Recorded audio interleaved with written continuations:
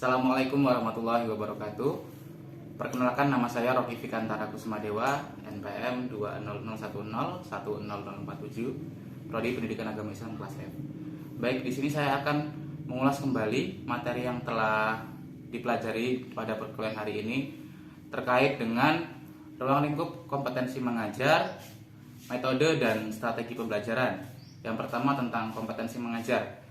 Kompetensi mengajar yaitu suatu kemampuan atau keahlian seorang pendidik dalam mengelola suatu kelas, dalam mengelola suatu peserta didik yang ada di dalam kelas, agar pembelajaran yang ada di dalam kelas berjalan dengan maksimal. Kemudian komponen-komponen atau kemampuan dalam kompetensi mengajar yaitu kemampuan pedagogik, kemampuan sosial, kemampuan profesional, dan kemampuan sosial.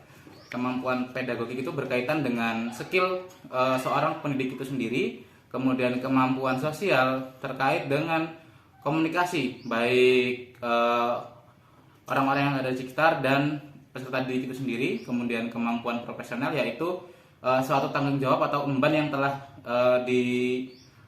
diembankan kepada guru itu. Kemudian yang terakhir yaitu kemampuan kepribadian berkaitan dengan moral atau akhlak daripada seorang pendidik. Kemudian berkaitan dengan metode dan strategi.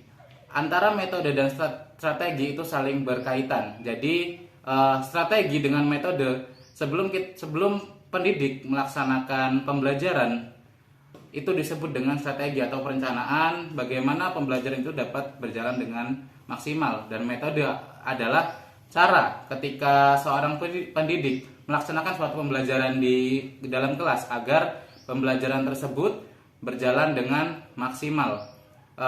Salah satu metode yang biasa dilakukan seorang guru di dalam kelas yaitu antara lain ceramah, tanya jawab, terus kemudian diskusi. Ceramah, metode umum yang disampaikan oleh pendidik.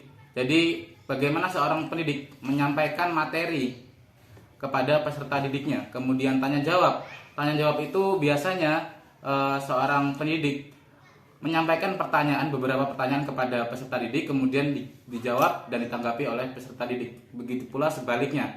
Dan diskusi, biasanya diskusi itu menekankan kepada peserta didik membentuk beberapa kelompok kecil untuk berdiskusi, kemudian menyampaikan hasil diskusinya di depan teman-teman peserta didik dan pendidik. Baik, itu saja yang dapat sampaikan. Kurang lebihnya saya mohon maaf. Terima kasih atas perhatiannya. Saya akhiri. Wassalamualaikum warahmatullahi wabarakatuh.